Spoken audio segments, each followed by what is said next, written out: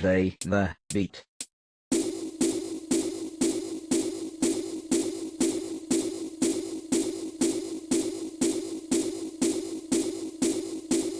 Mr. Preston asked, "Were you happy with that, or would you like to try again?"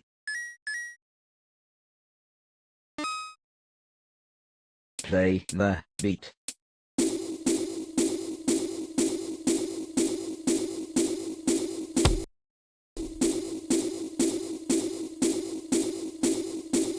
Mr. Preston asked, "Were you happy with that, or..."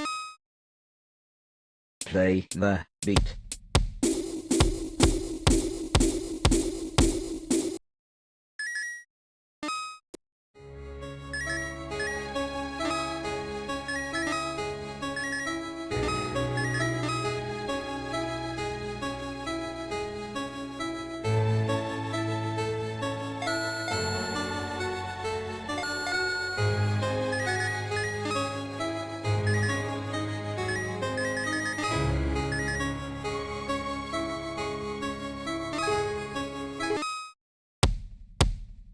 Play the beat.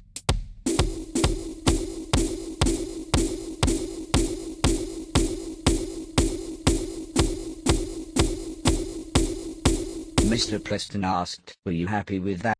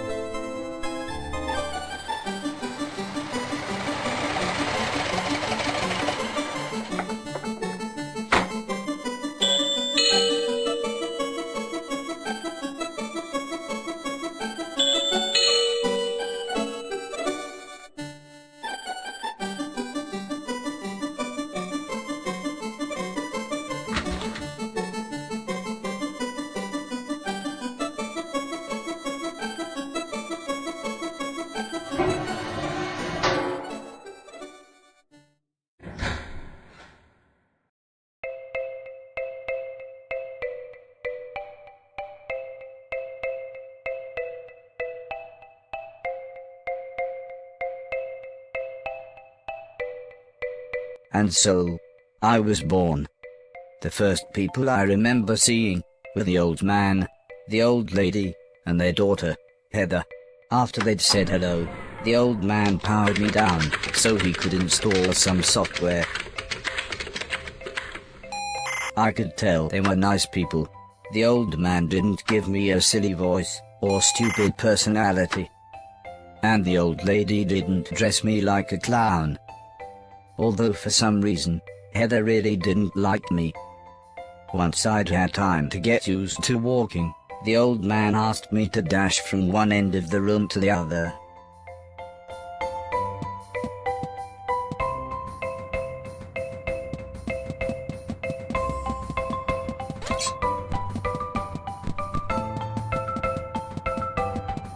Next, the old man spent a couple of hours building some wooden platforms. He said he wanted me to jump up them, but I must admit, I was scared.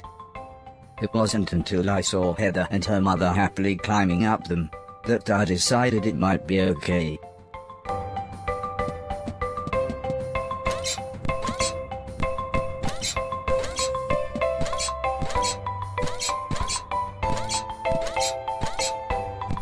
The old man then rearranged the platforms.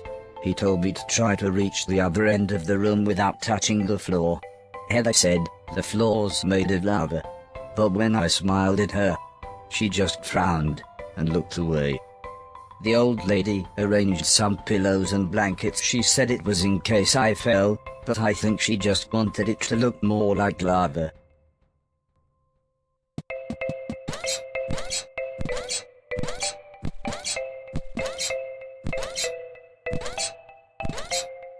When I reached the other side, the old man just smiled and said, "That'll do, for now."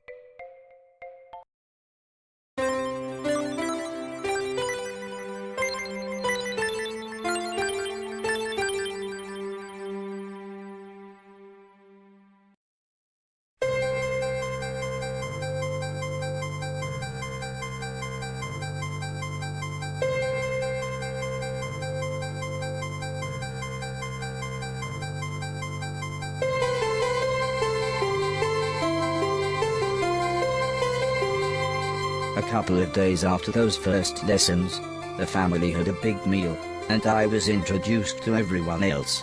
The professor was the old man's brother. He was very quiet, and always seemed to just kind of stare at me. He had lived with the old man for 5 years. The house was so huge they barely saw each other. He preferred instead to stay in his room, leaving everything up to his butler, Mr. Deck, as he insisted everyone call him, although the professor always called him Anton. For a while, he called me a yellow bastard, but the old man made him stop, as he thought it sounded racist. Mr. Silton was the old man's driver. Before he worked here, he'd gotten in with some bad people and was the driver in a post office robbery, although it all went wrong for some reason. Mr. Silton showed me a video of his band. I'm sure some people must like it, but I just found it terrifying. Then there was Alice. She was the cook. She was a nice old lady. When she was younger, she had been a TV chef. Then, years later, she had a small part in Coronation Street. Mr. Silton said, before she worked for the old man, Alice was quite a hoarder. She kept old newspapers and bicycles, and something about a poo in a shoebox. The next morning, the old man gathered everyone together to show them what I was capable of. "What else does he do?" asked Mr. Silton. The old man smiled. "He can help around the house." "Could he help me with my newspaper collecting?" asked Alice. "I'm not sure that's a good idea," said the old lady, "but he can do all sorts of jobs." "Yeah," said Mr. Silton, "shove a stick up his ass and he can do Deck's job." Now," said the old man, "we have company," pointing to some important-looking people. 2 large men, both called Gary, set up what the old man referred to as lasers. He said again, I should try to get from one end of the room to the other, but I shouldn't be worried, as I had a special chip which meant no matter how damaged I was, I couldn't die. He said it was like infinite lives in a video game. But when he realized I didn't understand, he said he would explain another time.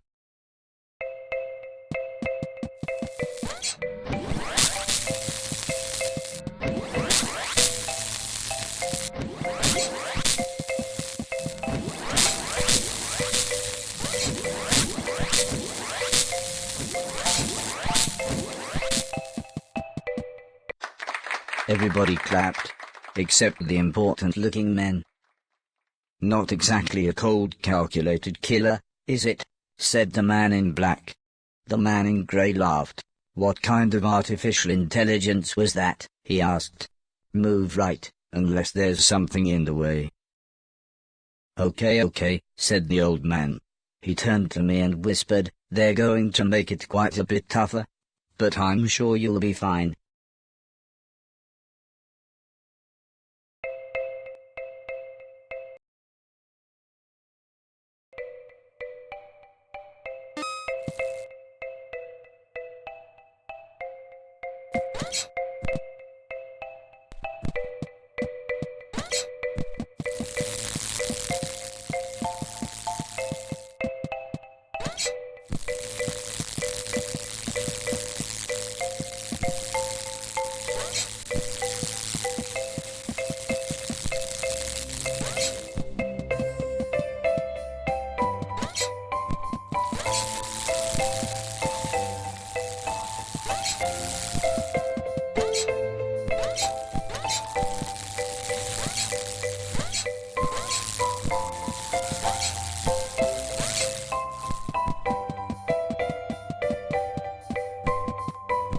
The Garys then rearranged the room one last time. The old man smiled.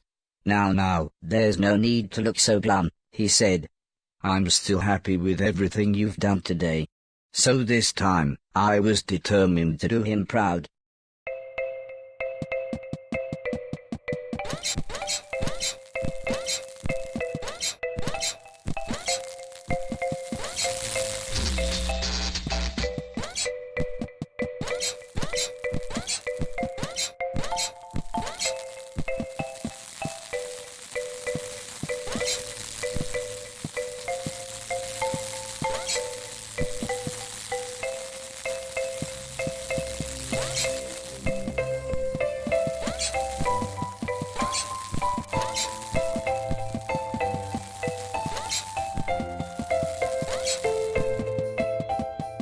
The old man's friends actually seemed quite happy when I made it through. "We might have a winner after all," said the man in black. "It's no Killbot 3000, but you can almost see the fire in its eyes." A couple of days later, the old lady said she had a surprise for me, my own room. She also wanted to play me some music. I wasn't sure after what Mr. Silton had shown me.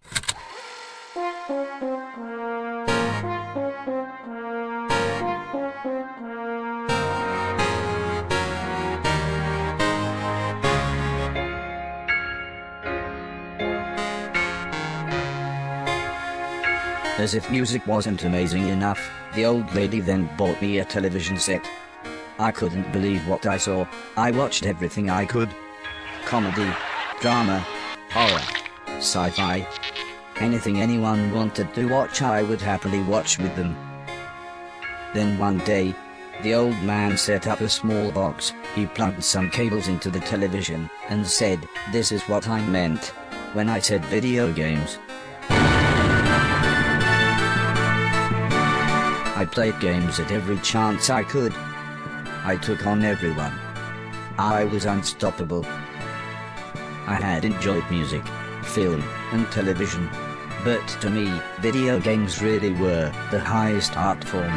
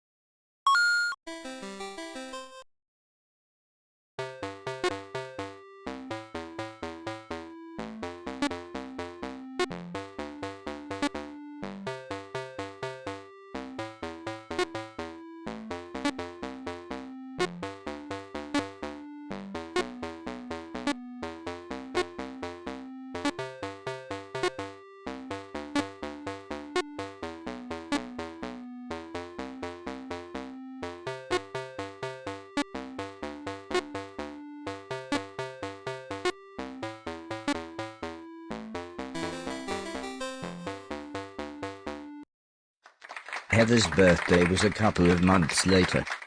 Her mum and dad had bought her a camera and arranged a day out by the sea so that Heather could take some photos, although I really don't think she wanted any pictures of me.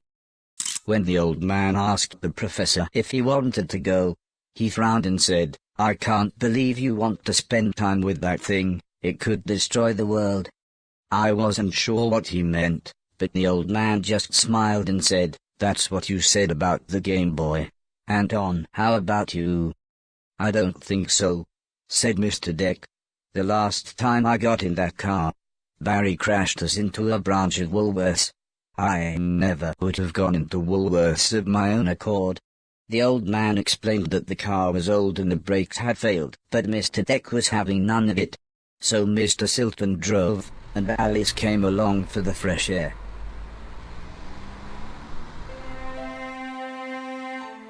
I enjoyed being outside, although the old lady kept telling me to be careful of the rickety old walkways. It felt like she was telling me off, but I think she was just concerned.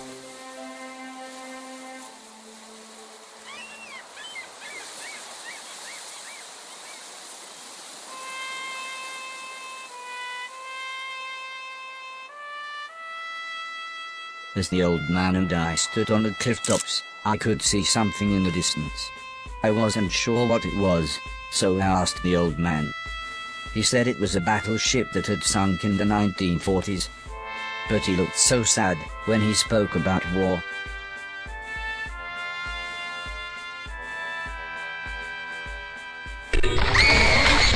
I didn't see what happened, but the metal platform Heather was climbing on had collapsed. She was safe, even if the rocks she was on looked very dangerous. The tide was rising, and we didn't know how long the Coast Guard was going to be, so I offered to climb down and get her. The old man agreed, but said I should be careful, as Heather doesn't have infinite lives, like I do.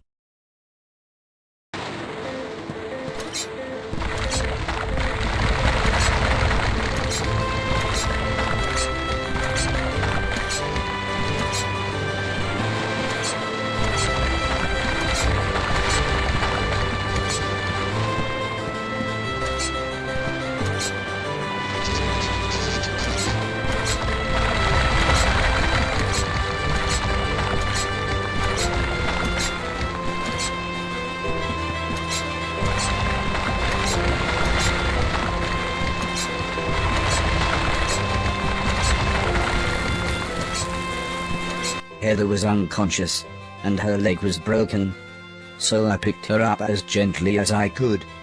I decided it would be best if I didn't run the rest of the way.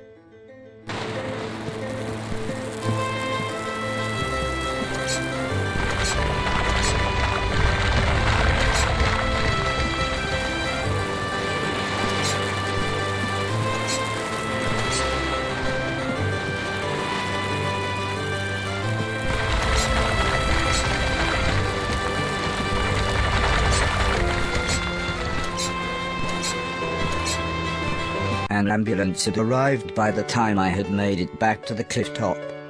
The medics made sure Heather was okay, and then took her off to hospital.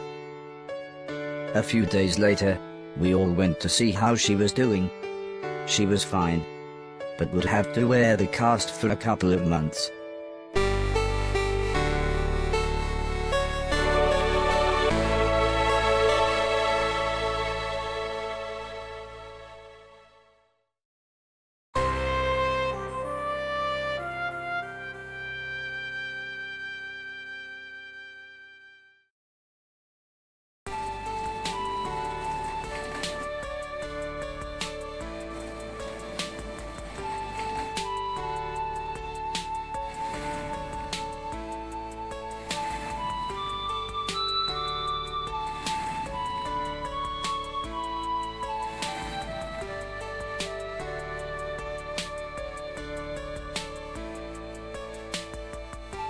Once Heather got to know me, we became good friends. We enjoyed the same films and TV. She was also annoyingly good at some of my favorite games. After a while, she became very interested in how I worked. Soon she knew as much about me as the old man did, if not more.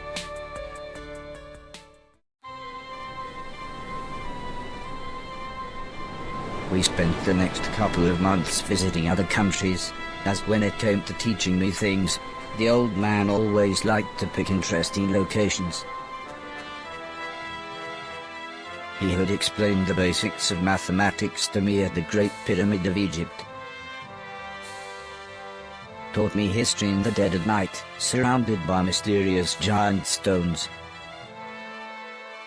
And even showed me science in action high up in a hot air balloon. This is why I was surprised when the old man took me to a restaurant. It was nice, but it seemed very somber compared to the previous grand locations. He said he just wanted to chat, and this was nice and quiet. Plus it was his favorite place to eat. We talked about life, the universe, Douglas Adams, everything really. When I asked him why were we here, why did we exist, he just smiled and said, life is like a game, just don't expect to be finished anytime soon. When I looked puzzled, he said, well, everyone should have a purpose. So I asked him, what's my purpose? He thought for a bit, then said, so you want to be a real boy? Which just confused me even more. Eventually the old man said, for now, I want you to help clean things around the house. I must have looked unimpressed, as he then said, okay, I want you to clean 1,000,000 things. It didn't sound like the meaning of life. But I suppose you've got to start somewhere.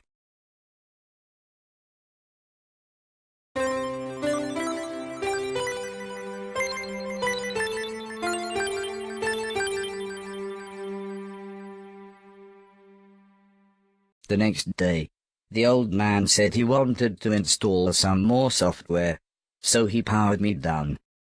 When I came to, he said Mr. Silton had a joke for me, and that I should pull his finger. I don't think I got the joke. So the old man powered me down again. This time when I pulled Mr. Silton's finger, I got the joke. But it wasn't very funny. The old man then explained that he had installed a special chip which allowed me to clean away anything that was broken. He said it also tells me how many things are nearby, and how many smaller things are in a bigger thing. It all sounded very complicated, but he said all I really had to do was pause, and it would bring up all the information I needed. He then said he wanted me to find and clean all of the items in the room. He told me there would be some chains to climb, but that would be nice and easy, as I just had to press up. He then finished by saying, when I had collected all the items, I should come back here.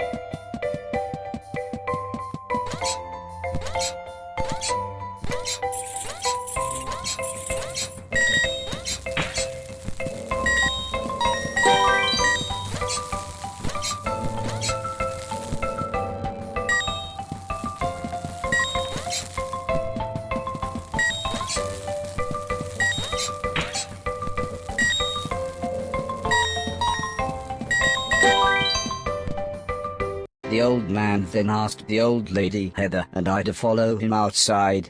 I was happy too, as it was a lovely hot day. The old man said he was worried that Alice had been hoarding again. She had filled up a small barn with old bicycles and newspapers. Heather said, This would be a perfect chance to properly test my new powers. The old man thought for a second, then said, using the steptoe chip, I should find and clean at least 300 things. When we explained to Alice what we wanted to do, she seemed scared. But after the old lady kindly explained that, well, the barn was starting to smell, she said it would be okay. One last thing, said the old man. If you want to use a door, just push up. When I was about to enter the old barn, Mr. Silton said he had seen some mushrooms growing inside. He asked me to give him any that I found. He then winked, but I wasn't sure why.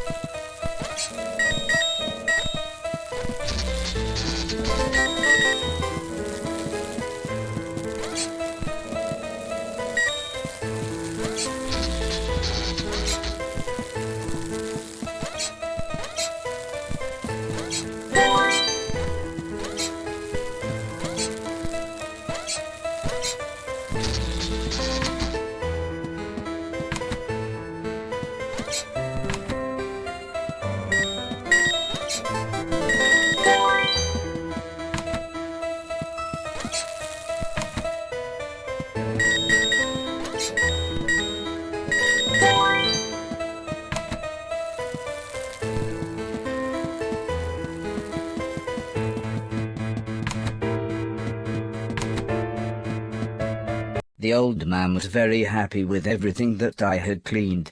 But I think Mr. Silton was even more happy with his mushrooms.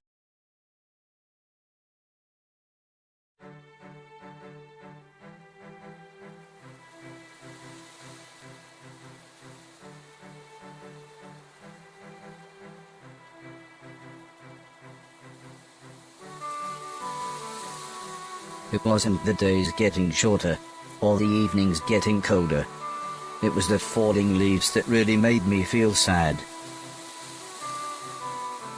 As we watched the trees blowing in the breeze, the old lady said, "The leaves must fall before the blossom comes." She had already explained the seasons to me, so for once, I actually understood. But it didn't make me feel any better. The old lady obviously had enough of my moping, and said, "Right, next week we're going to have a party." For some reason she insisted that we were all going to wear costumes. Heather was very excited and said, "I've got some perfect ideas."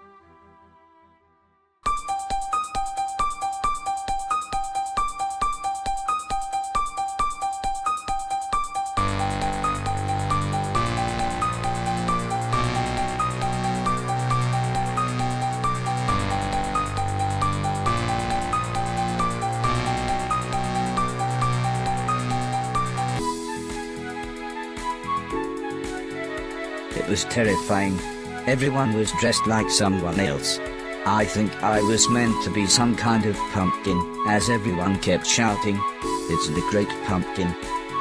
Still, at least Mr. Silton was having fun telling everyone his joke. And I suppose Heather's costume was quite flattering. After what seemed like forever, everybody left, and things got back to normal. Heather was allowed to watch a scary film before she went to bed, but I had to help Alice and Mr. Deck clean up. Coming to get you, Barbara. I wasn't happy about this, but the old man said if I was quick, then I could watch the end of the film with them. You're acting like a child.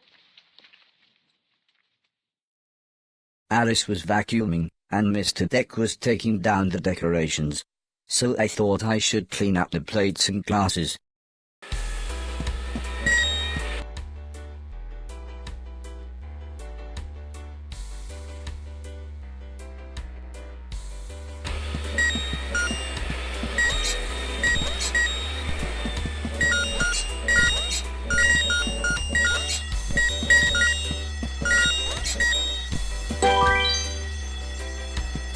The ear-splitting sound was the fire alarm. As usual, Mr. Deck blamed Mr. Silton, saying he was probably smoking one of his jazz cigarettes. But then the professor appeared. He said that there was something burning in the kitchen. Alice looked confused, saying that she hadn't cooked anything since the morning. We were all surprised when Mr. Deck opened the oven. Inside was a large black cloak and a slightly burnt pair of men's underwear. Suddenly the old lady burst in. She looked terrified. She kept shouting, "There's someone on the roof." When we went outside, it slowly became obvious that it was Mr. Silton. He was completely naked and playing his guitar. He shouted down, "When I finish this song, I'm going to fly." The old lady said, "Oh my God, I know this one, there's only about 30 seconds left." The old man then quickly turned to me and said, "You know what to do."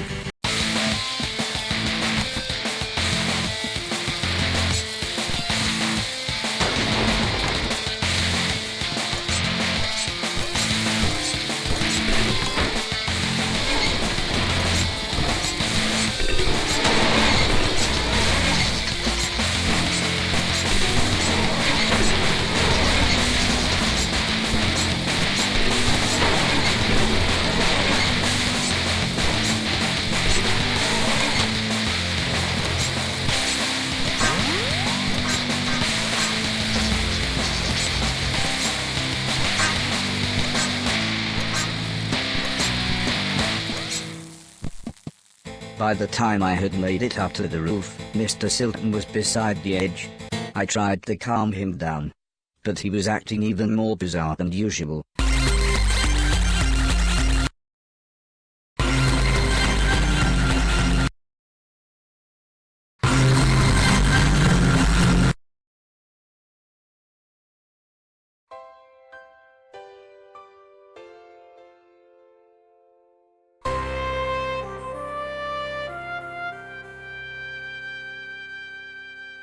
After an hour or so, Mr. Silton was fine. He said he had eaten some bad magic mushrooms. Part of me wondered why he hadn't doubled in size. Still, he was soon laughing and joking with the paramedics. One of them said he looked like the world's worst clown. I don't think Mr. Silton liked that. So he told his own joke. But that just made the other paramedic call him Marshmallow Marceau. I don't think he liked that either, but at least he was still in one piece.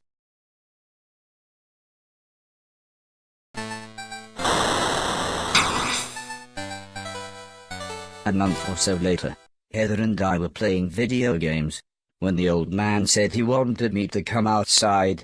He said it had been a year since I had arrived, so he had a present for me. He placed the teddy bear high up on a wooden platform. He then told me I should try to pick it up. Try as I might, I couldn't reach the teddy bear. However, I still don't understand what happened next.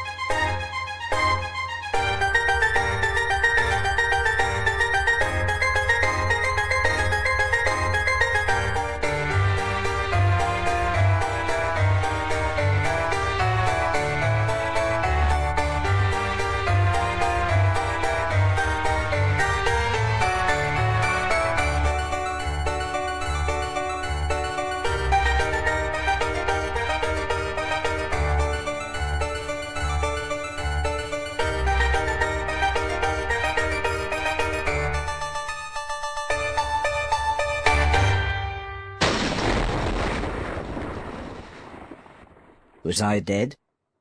Was this heaven? It sort of looked like the basement bathroom. It was the shoes the old man was going to give me. I thought I might as well put them on. They were just the right size. The old man's hat fit me pretty good as well. I'm sure he wouldn't mind if I wore it. Amazingly, the shoes allowed me to defy gravity. Or maybe it was the hat.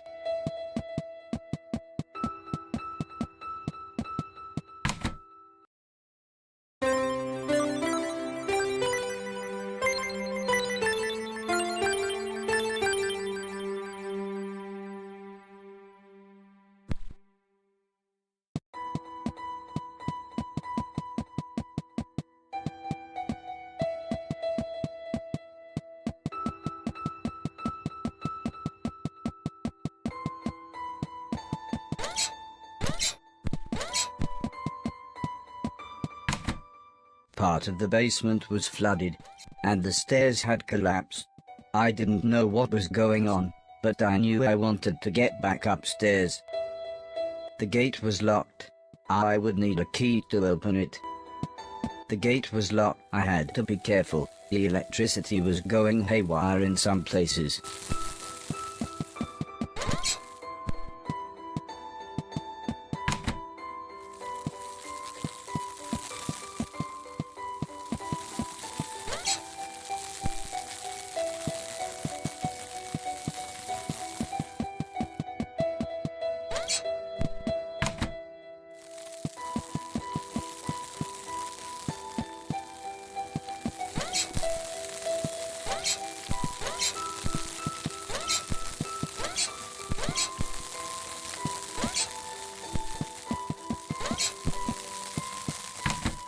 How long had I been asleep? Months? Years? I was so confused. Where had everybody gone?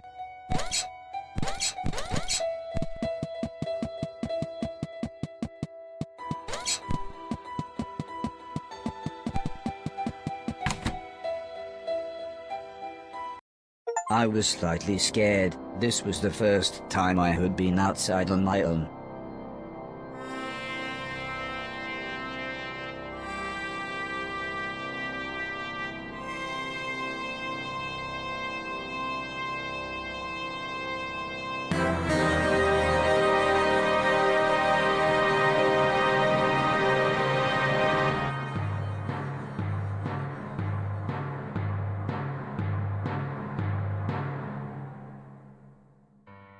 I knew what I had to do. This had to be my purpose. I would clean a million things, so I could become a real boy. Whatever that meant.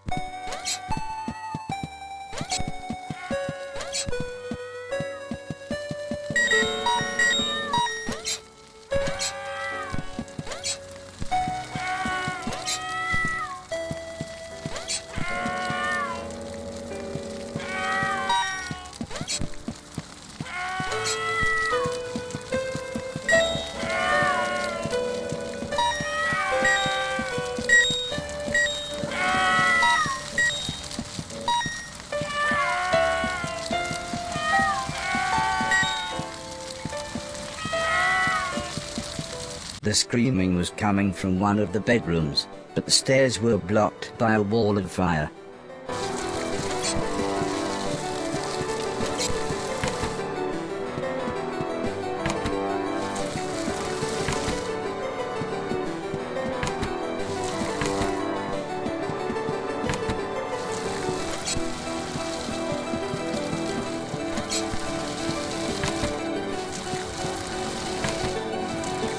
The people screaming turned out to be a man, a woman, and their children.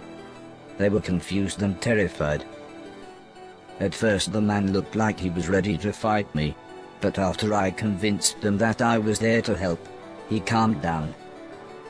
There was no way I could carry them all at once, so the children went first.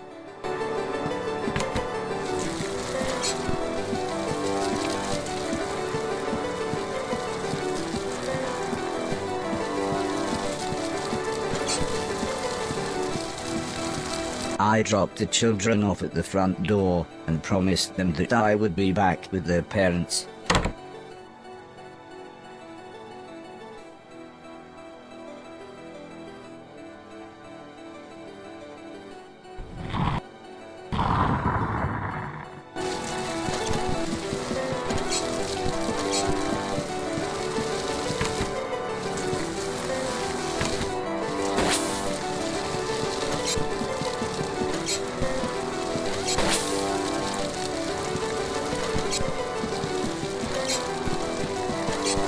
I couldn't leave, not while people were in trouble.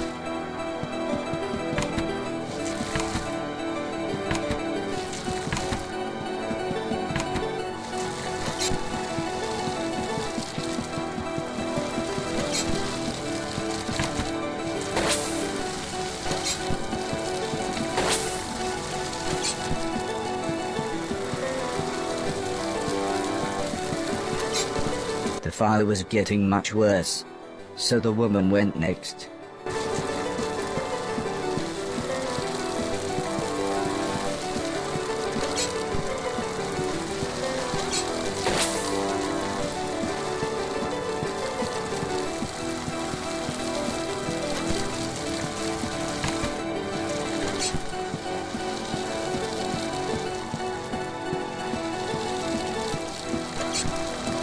When we got to the front door, all the woman said was, "Thank you. Please hurry." I couldn't leave, not while people were in trouble.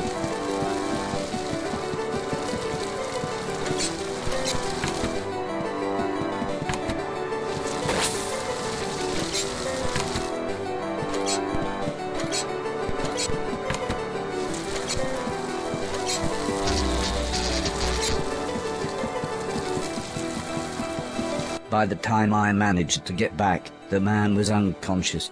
I had to pick him up quickly, as I could tell the house was going to collapse at any moment.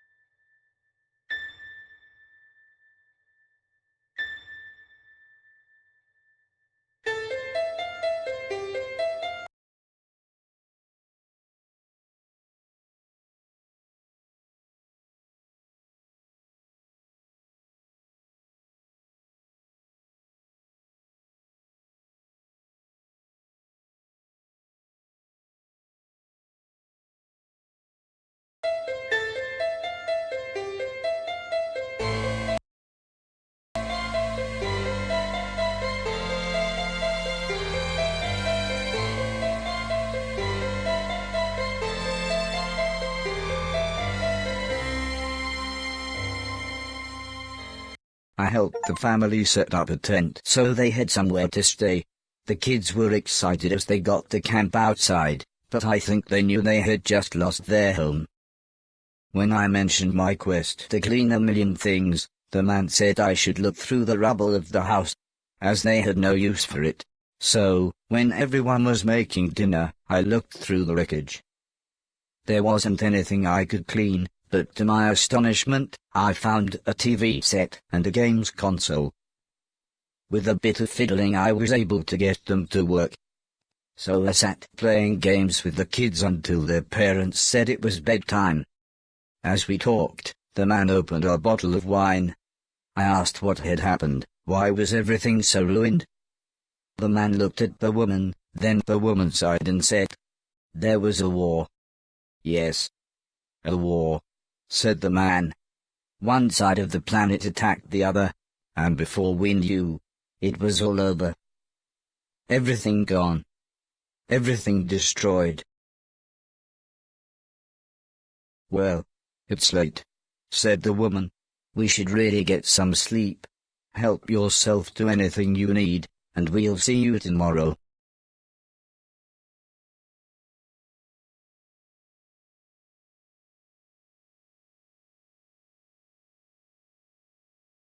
In the morning, I asked the man if he knew what had caused the fire that had destroyed their house. The man smiled. "Crap old house, bad wiring, constant electrical surges from the unreliable power plant, take your pick." He said, if we had the money, we'd move to the mainland. But we can barely feed ourselves, let alone buy a new house, so for now we're left here with the rest of the scum. But he did say I should head to the mainland, as there would be plenty there for me to clean, and a better quality of rubbish. The man said, "Before the war, my lovely wife used to be a fisherman." "Fisherwoman? Fishing person?" "I used to catch fish," interrupted the woman, "and, seeing as you saved us all from the fiery end, maybe you would like to borrow my boat to get to the mainland." I was a little scared, but then they gave me some captain software and I was an old salty sea dog within minutes.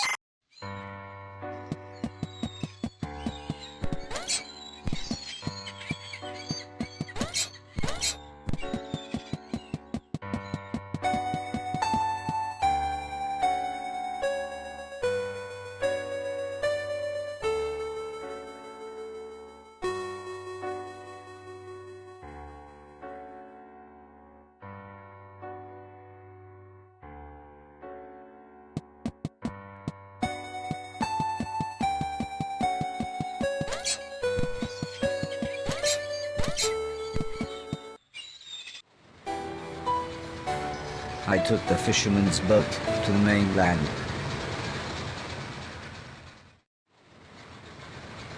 The fisherman was right. Everything was in pieces. Everything had been destroyed. I docked the boat in some ruins. They must have once been a town.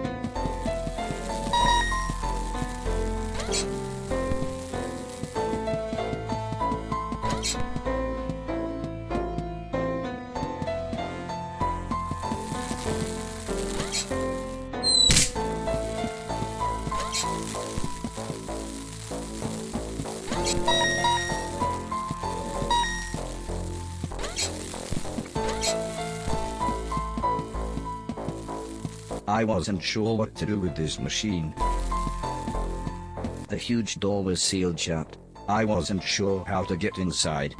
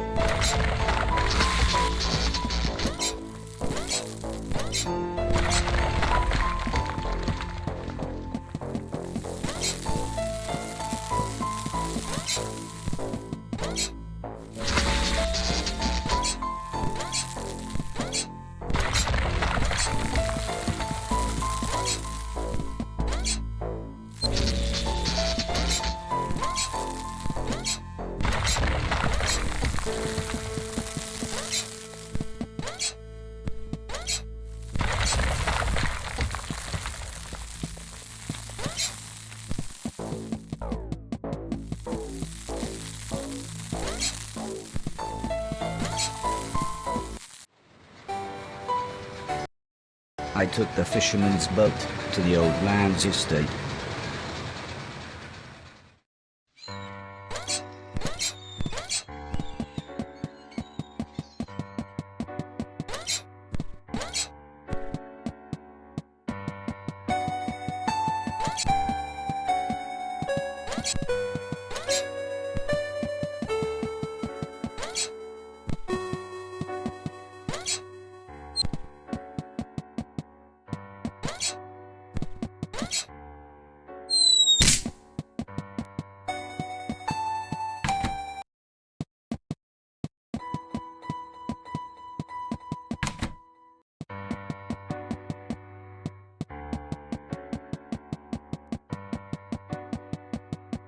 I was surprised to see an old man, but not as surprised as he was. It turned out he was blind. He was kneeling on the floor with his hand in a drain. When I asked him what he was doing, he said his cat had crawled into the pipes, and he was trying to get her out. He was very happy when I offered to help. He said there was no way we could reach her from here, so if I was willing, I could make my way through the sewers and get her from the other end. He said he would turn off the water for as long as possible, but I would have to run, as the pipes would soon fill up again. I happily agreed. So he gave me a key. He said this will open all the sewer gates. Go through here, then down the ladder, and through the big door at the bottom.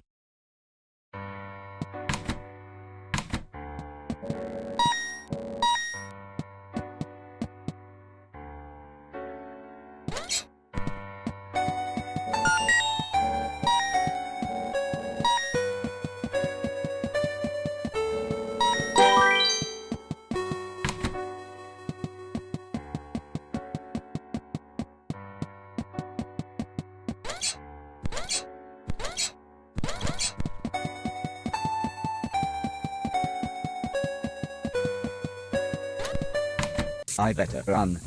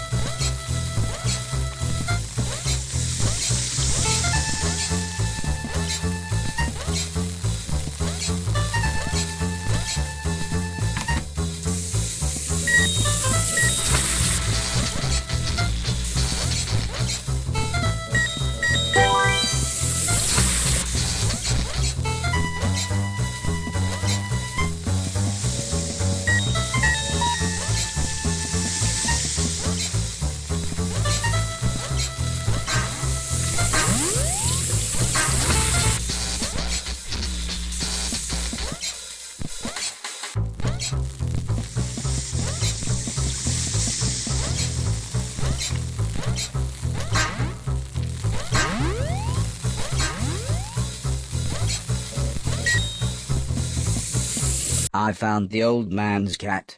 She was fine, if a little confused. I was horrified. It looked like me, but it shambled around like something from the film we watched on Halloween.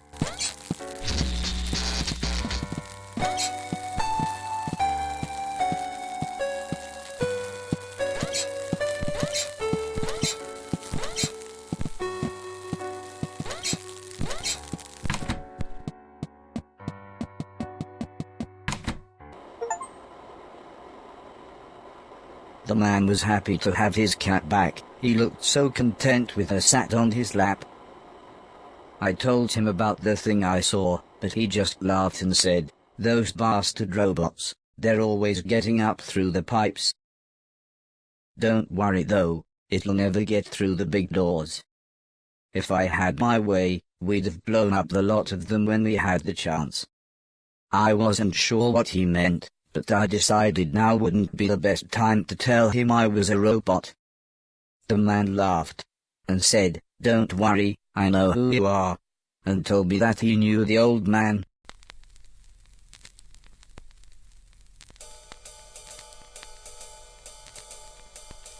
As we chatted, the man brewed himself some tea. He said that he had worked for the old man. In fact, he had lost his sight in one of the old man's factories.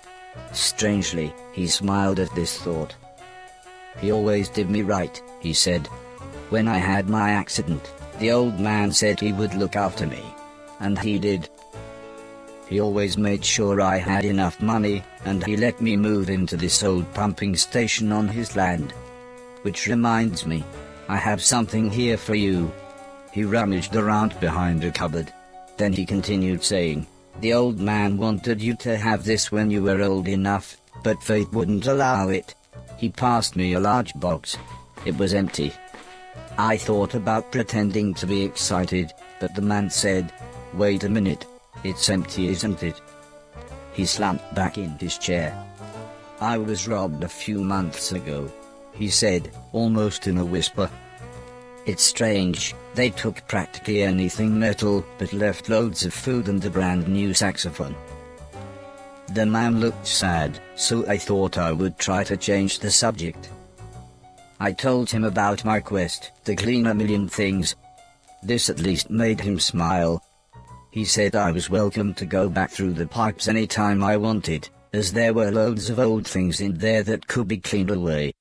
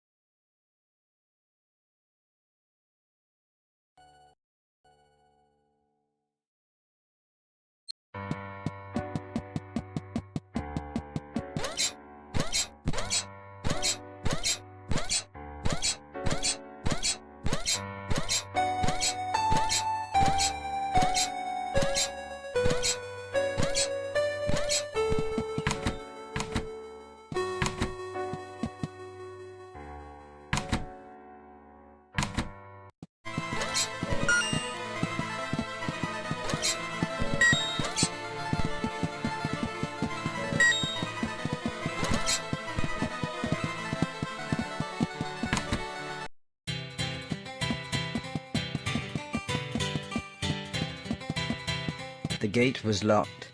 I would need a key to open it.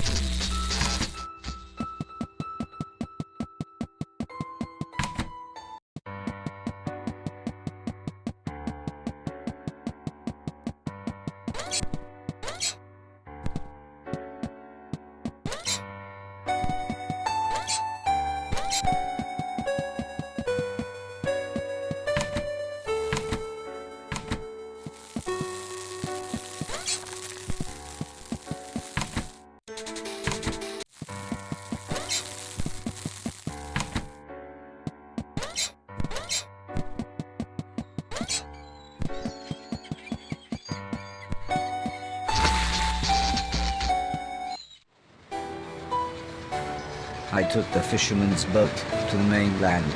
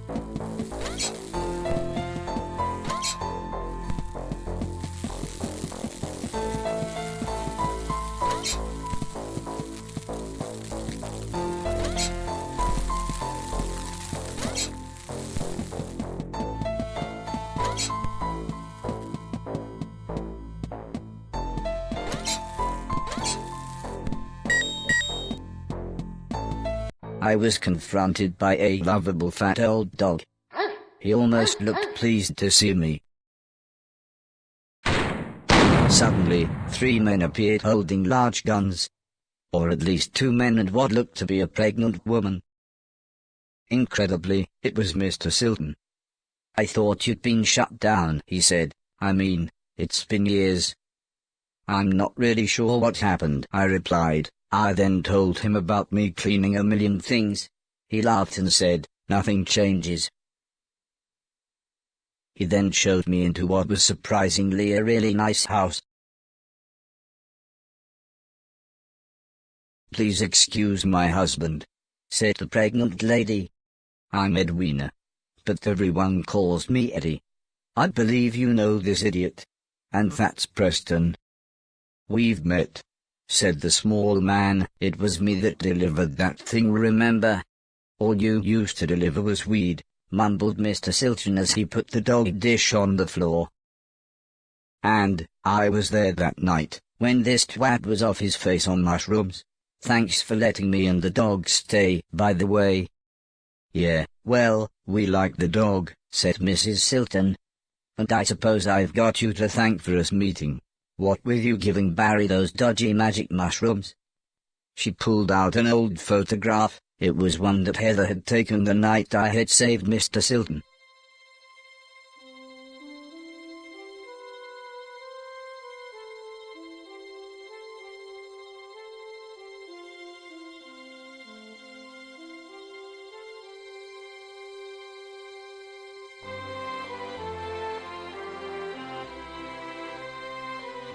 It reminded me of everyone else, so I asked what had happened to them. Mr. Silton said Alice had a small place in the countryside. The professor had holed up in one of the old man's factories. Mr. Deck was, believe it or not, now a presenter on the only state television channel.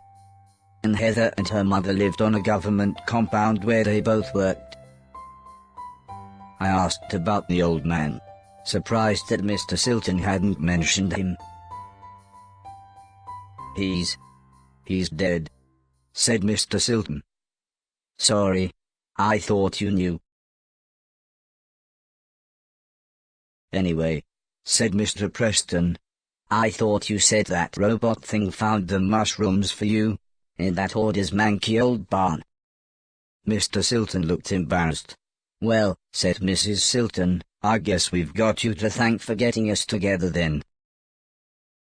"Time for bed, I think," said Mr. Silton. "Make yourself comfy, and we'll see you in the morning."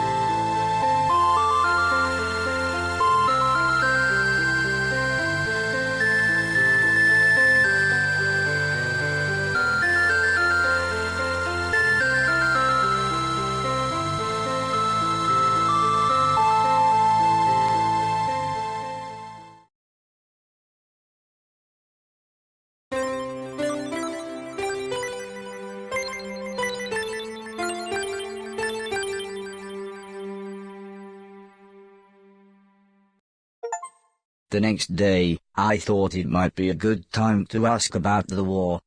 Judging by the look on everyone's faces, it wasn't. "Well, the war," said Mr. Silton.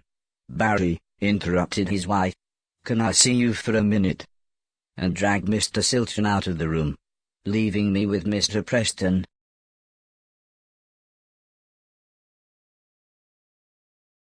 All of a sudden, Mr. Silton appeared. "How about a tune-up?" he said. Mrs. Silton started to make some food, and Mr. Preston was playing with the dog, leaving me to chat with Mr. Silton. I said that I really wanted to see everyone else, but Mr. Silton said that it wouldn't be that easy. Traveling now, especially for a robot, is complicated. Go back to the house, you could even do some cleaning. Wait there and I'll work out a way to get you to each of them. I told him that I couldn't get into the main house because the hallway ceiling had collapsed.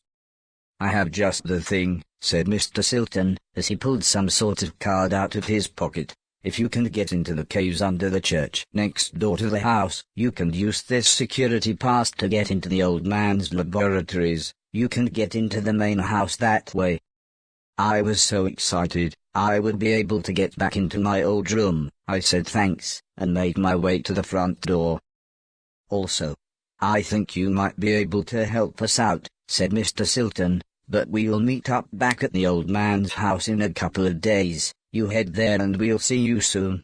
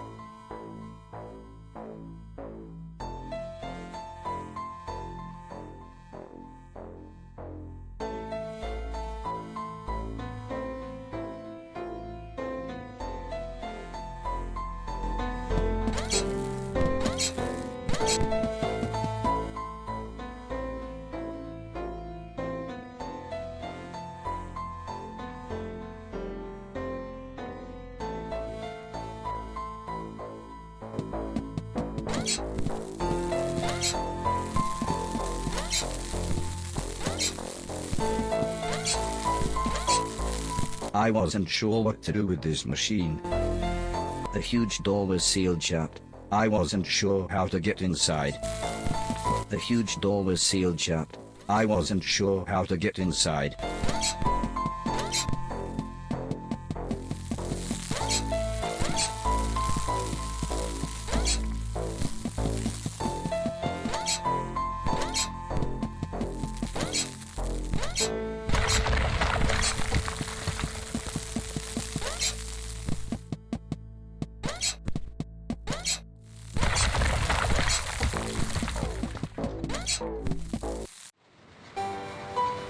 I took the fisherman's boat to the old man's estate.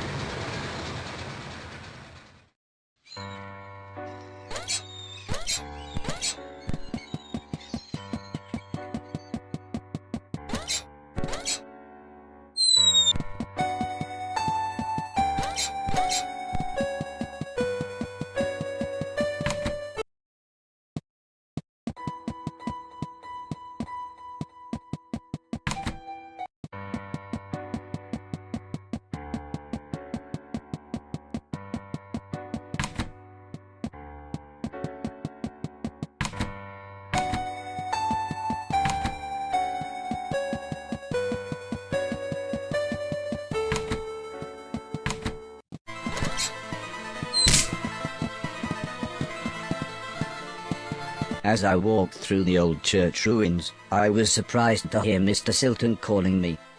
He said he had forgotten to give me something, and the church's community hall would be the perfect place to try it out. As soon as we walked into the hall, Mr. Silton said he had a present for me. It was a pair of Atlas gloves. They made me think of the old blind man with the cat, and his stolen Atlas gloves. I wonder if Mr. Silton knew how lucky he was to still have them with a glove thief around. Mr. Silton asked me to try the gloves on and start chucking things around. But not him. He was very clear about that. Mr. Silton suggested we clean the hall. Of course I knew when he said we, he meant me. But I was happy to try out my new gloves. He said I should clear everything off of the basketball court and put the things on the floor either side. I fiddled with the settings for a bit, but when Mr. Silton saw I was having trouble, he produced a small manual. He explained that pressing down and X would pick the thing up. X would then throw the thing, and if I wanted to place it on the floor, I should again press down and X. He looked more and more confused as he read all this, but eventually he finished by saying, "Well, I hope that made more sense to you than it did to me."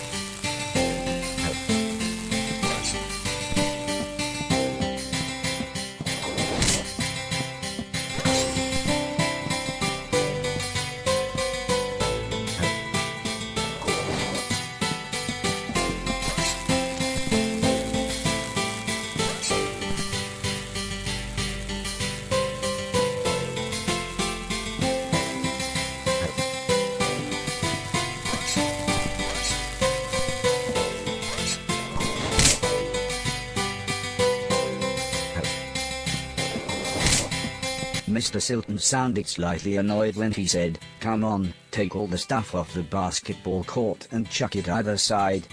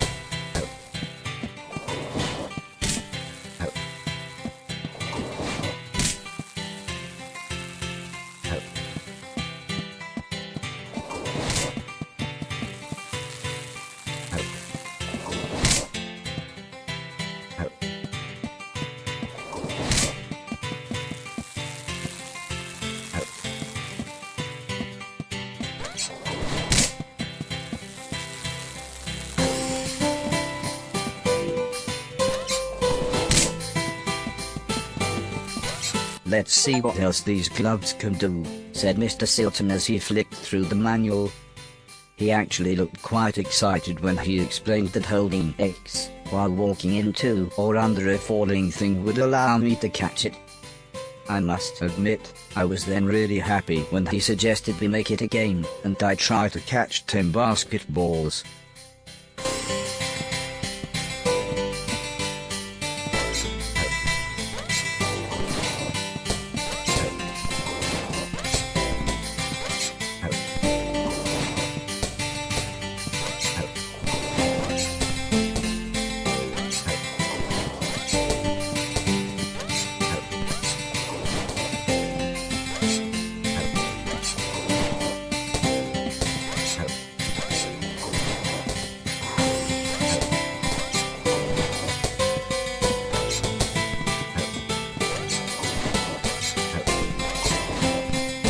Next, Mr. Silton suggested we make it a real game and see how quickly I could score 10 baskets. I enjoyed this so much. It felt just like the good old days. Except Mr. Silton wasn't as forgiving as the old man.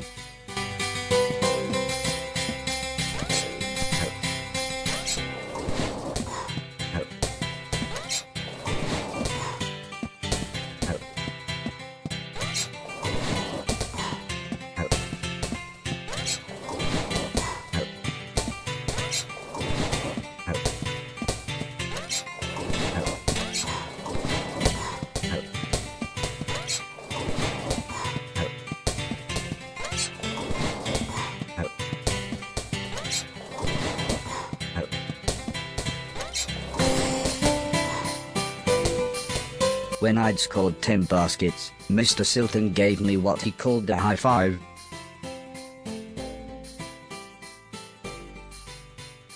He said I now knew everything about the gloves and I should be able to continue through the basement of the church into the house. When I asked him if he was coming with me, he just laughed and said they would catch up with me in the main hall.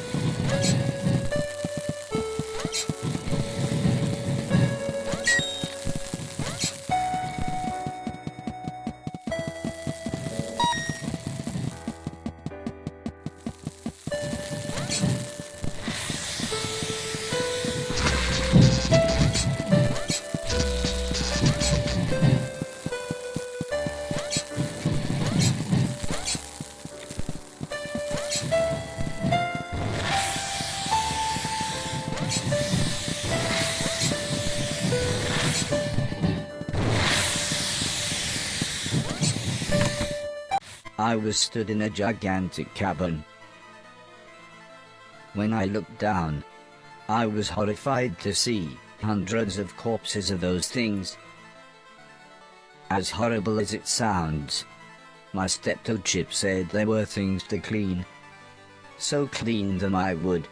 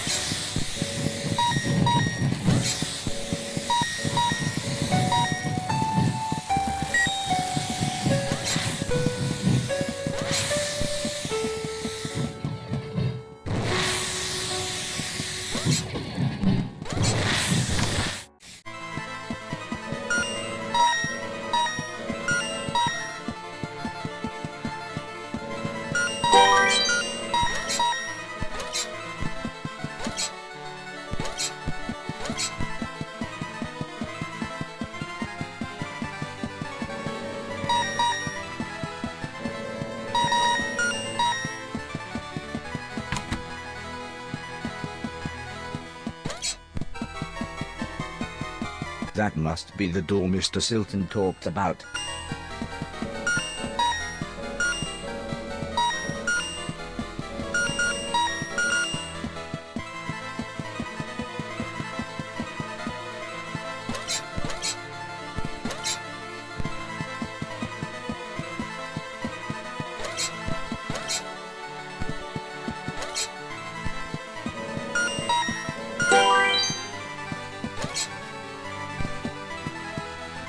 The door was exactly as Mr. Silton had described it. I just hoped that the card he had given me was the security key and not just some backstage pass.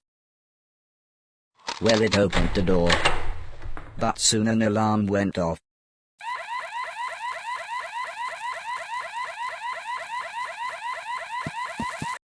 Something caught my eye. It was a small yellow sphere. The book next to it explained that it was a shield that would automatically take a hit for me when activated. The Y button took the shield in and out of storage, meaning I could save it for when the going got tough.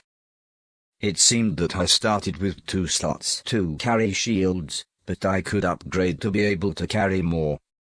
If both I and the shield died in the same room, the Lazarus chip would bring us both back. It's almost as if the shield needed its sacrifice to mean something. It felt like a true friend, proving that even the simplest of faces can bring out an emotional reaction.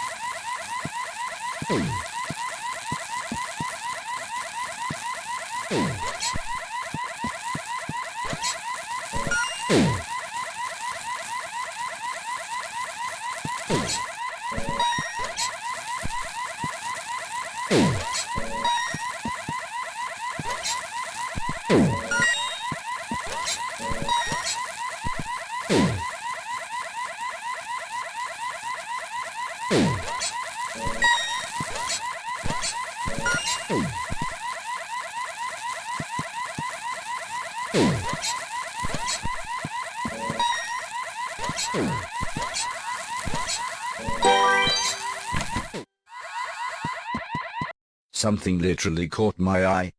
I remembered the old man had installed some software that helped show me things that were interactive, and how to interact with them. This must be what he was talking about.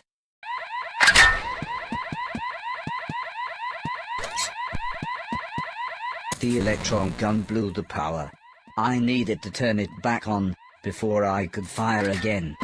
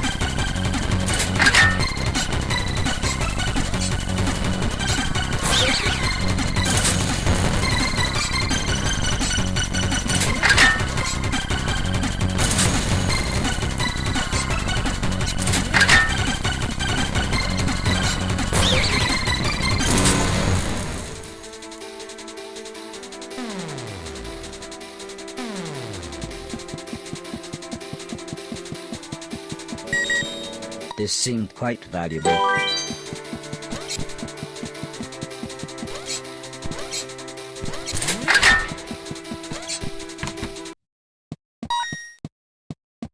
The video recorder's blinking light caught my eye. It must have been years since I had seen a film or TV show. Maybe I could take a little break from my quest and watch the film on the tape. As the video started, I was surprised to see the old man. "Hello, hello," he bellowed in his familiar tone. "This is test number, 107C. He continued as he read from a clipboard. "This unit still has 3 major issues. 1. The shell is so incredibly thick that the whole machine is still far too large and heavy. 2. The missile system is too unpredictable and aggressive. And 3. The trade-off between power and intelligence is far too great. I think the military capabilities would be far too dangerous in the wrong hands. I think we would be best to push forward with the Innocence Project." I didn't really understand a word of what he said, and I was slightly disappointed that he had recorded over the film, but it was nice to see the old man's face again.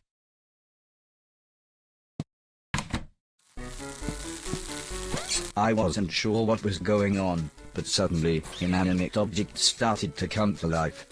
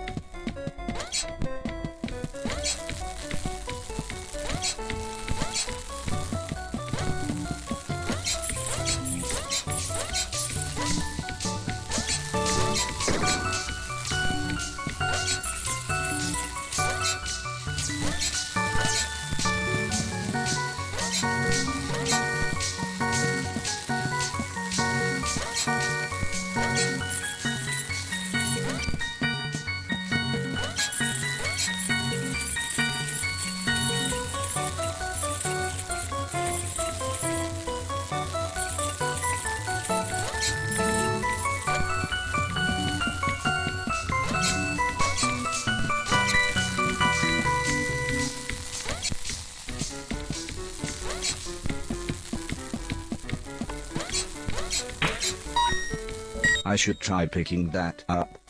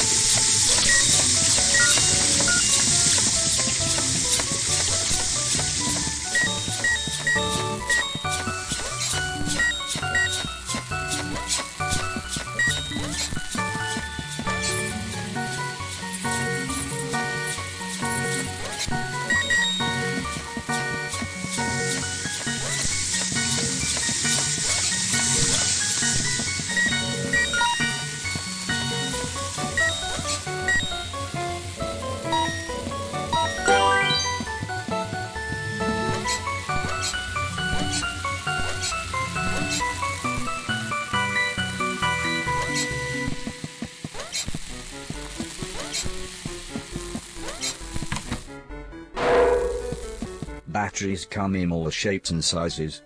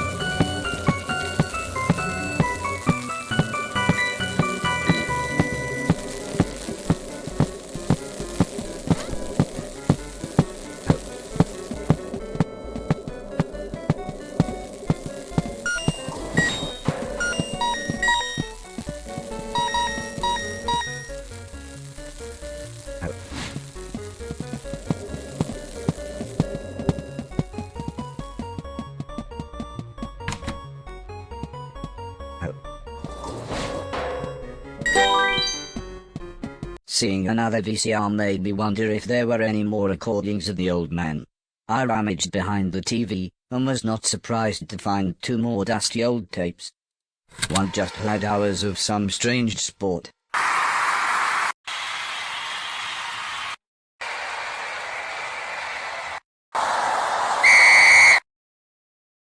But the other had a recording of the old man. "Hello, hello," came his voice again. "Right, this is urgent. Cancel the nanobot program immediately. All production to be stopped. Contain the remaining units in these corrosion-proof canisters." Although I'm sure it's obvious, the old man continued.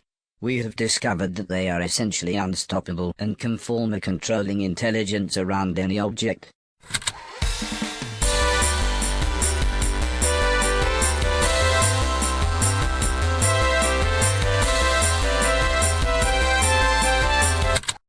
Need I say more? Well, at least that explained why everything moved with minds of their own. I'd never been in this part of the house before, but I figured I would get back to more familiar surroundings once I made it through these laboratories.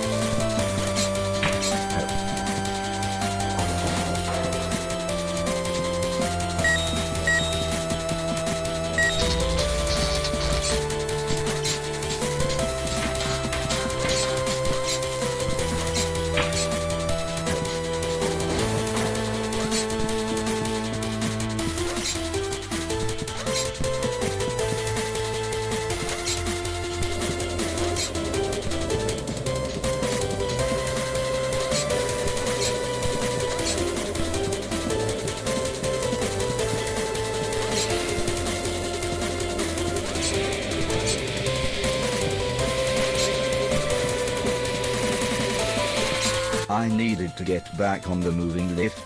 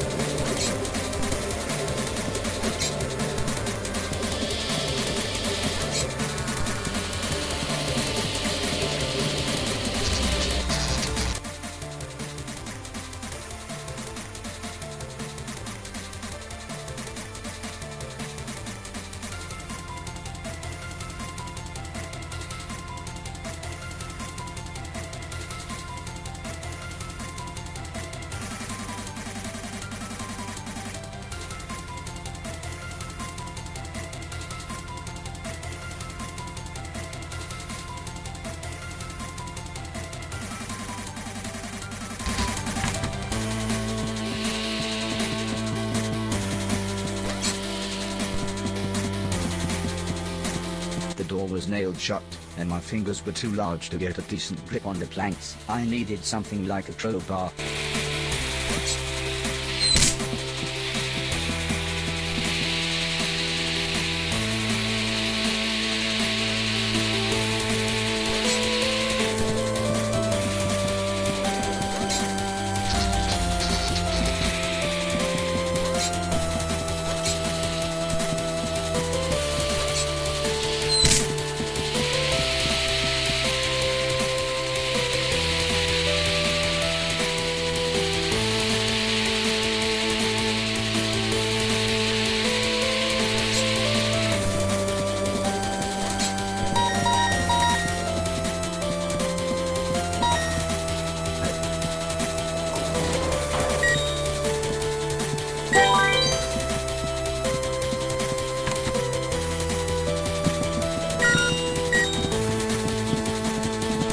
My shoes struggled to grip the slippery wall. I'd need to keep jumping to climb it.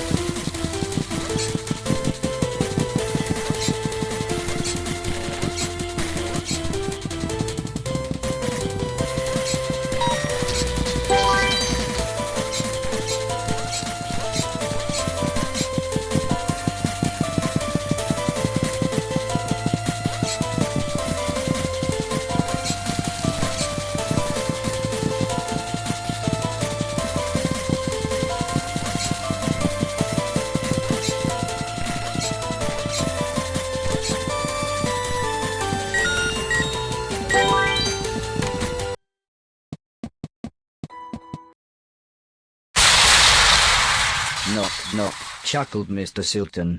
It's all right, we'll claim it on the insurance as accidental damage. Get me a new TV as well. I explained to them that I had found some of the old man's home videos, and the contents had shocked me. The dirty old bugger, interrupted Mr. Silton. But I didn't know what he meant, so I continued explaining about the nanobots, and Mr. Silton said we needed to get our sharpest minds on the case. Not you dipshit, he barked at Mr. Preston, we need to rescue Heather and her mum.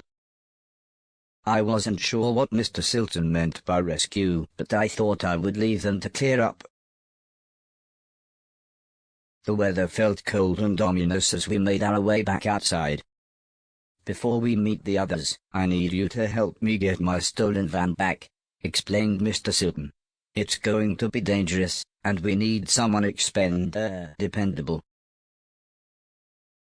The equipment was heavy, but I was happy to help pack the large boxes until Preston returned with what Mr. Silton called the mean machine.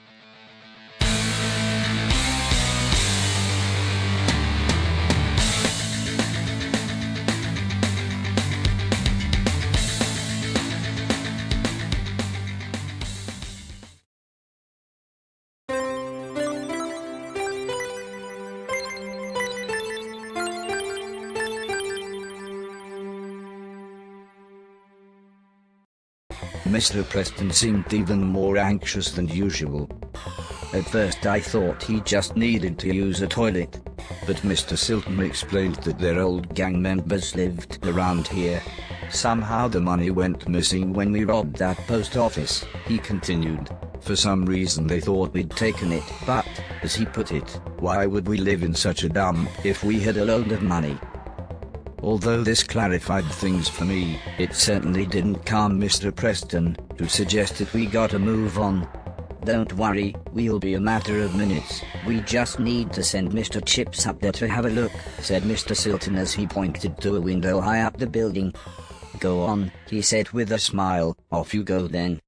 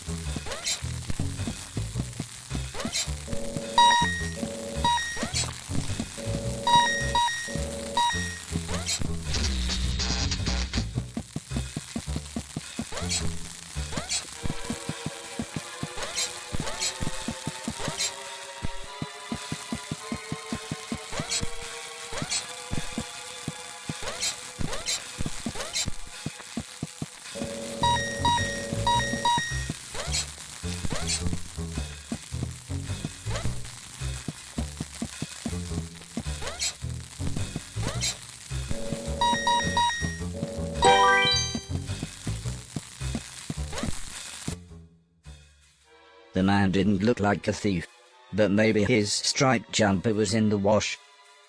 Mr. Silton was certain he'd stolen the van though, so I watched for a moment.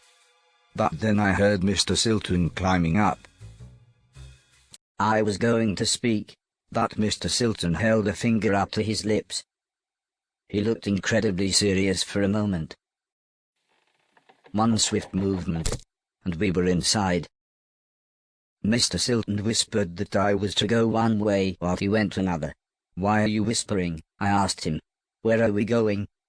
"Find the keys to my van, Robocop," said Mr. Silton through gritted teeth.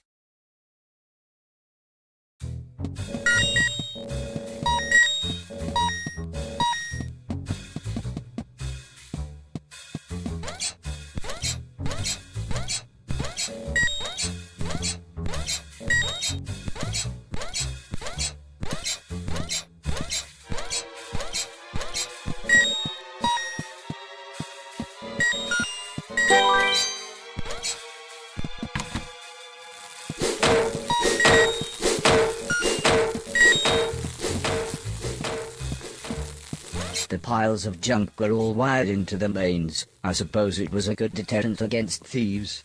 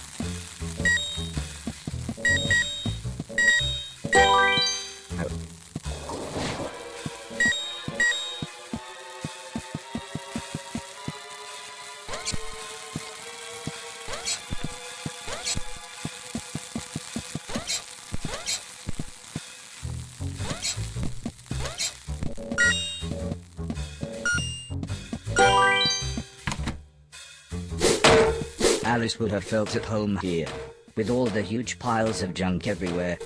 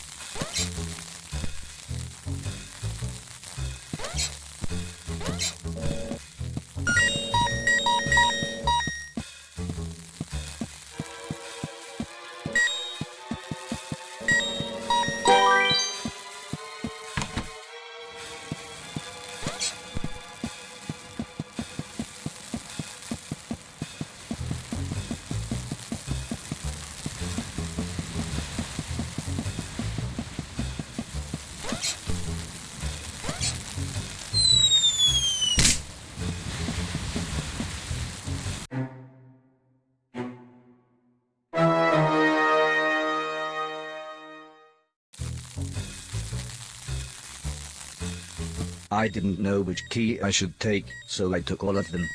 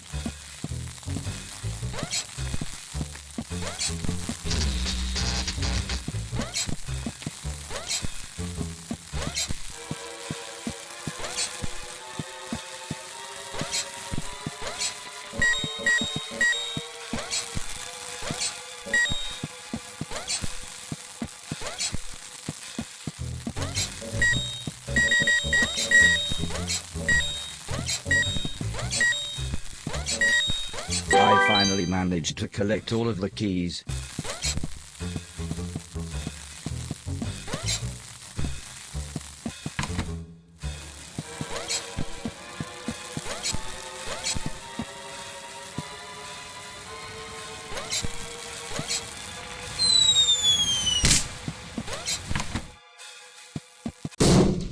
As soon as I heard the gunshot, I knew I needed to go back and find Mr. Silton.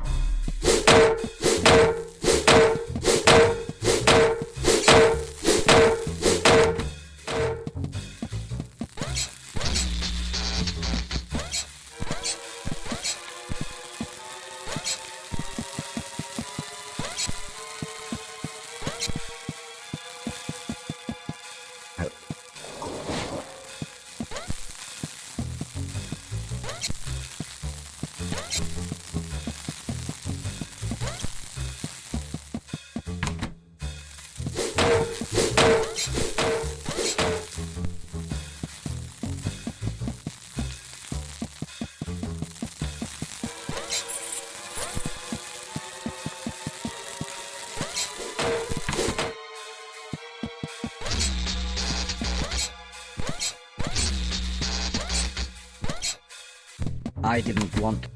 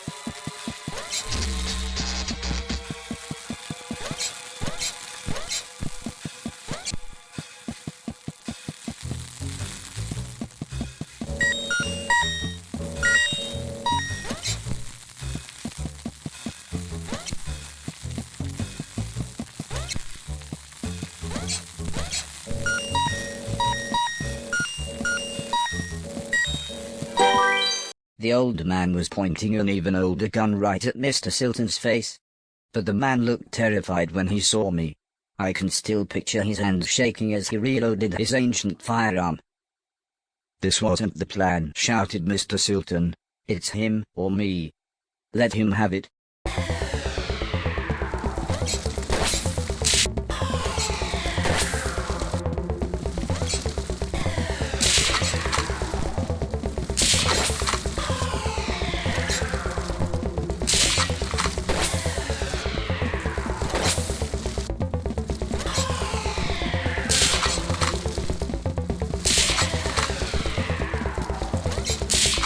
I didn't know what I was going to do when I caught the old man.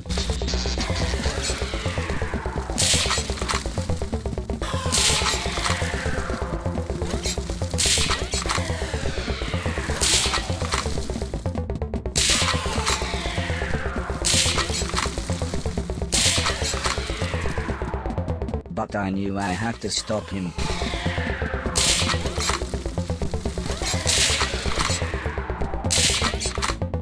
If someone dared hurt my friends, they would have to pay.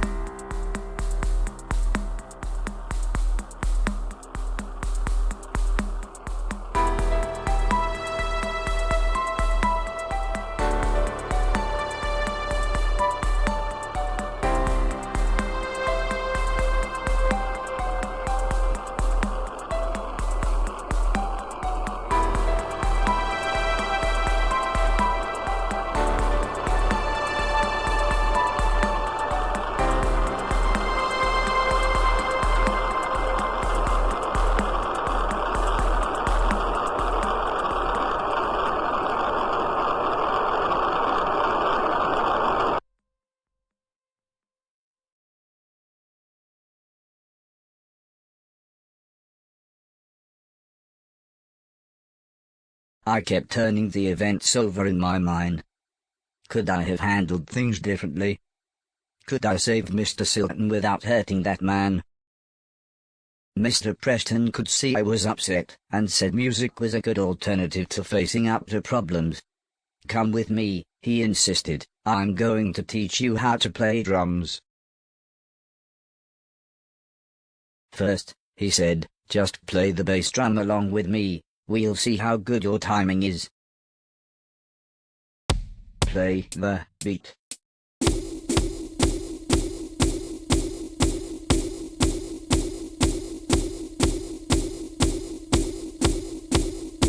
Mr. Preston asked, were you happy with that, or give each drum a few hits to get a feel for them, continued Mr. Preston.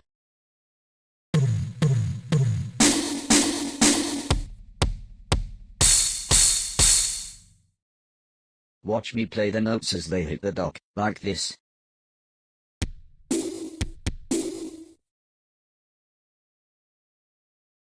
Now you try.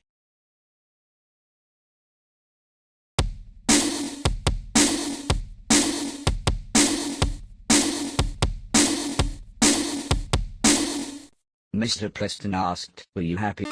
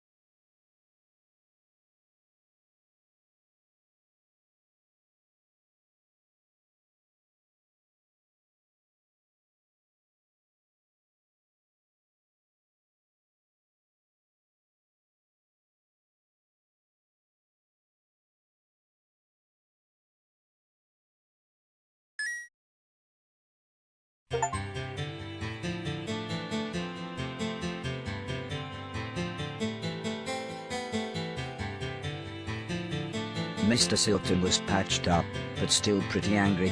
He referred to the man as a word that wasn't in my dictionary file. It should have been between cunning and cup. I reminded Mr. Silton about going to find the others now we had the van. But he said there was something even more important we had to do first. Mr. Silton explained that it was a good idea that Mr. Logan be released from prison early, and that this wouldn't involve a parole board but might involve dynamite. Straight away I was apprehensive. I thought only bad people went to prison. I knew Mr. Logan was the guitarist in Mr. Silton's band, but why would we help a bad person? In the end, I think it's only Mrs. Silton's smile that convinced me to help. Mrs. Silton promised to have a present for us when we got back. She said she'd been saving her money from her decorating job. I didn't know what I would need money for, but then realized, if nothing else, new games consoles must be out. "Be careful," said Mrs. Silton with a big smile. "Don't rob any post offices, and don't get shot." In the dead of night, it was surprisingly easy to get close to the prison building. Mr. Silton said it was like the Death Star and had a weakness we could exploit. Although I seem to remember the robot getting shot when they did that in the film. But there was no time to worry as Mr. Silton pressed a walkie-talkie into my hand and said, "Good luck."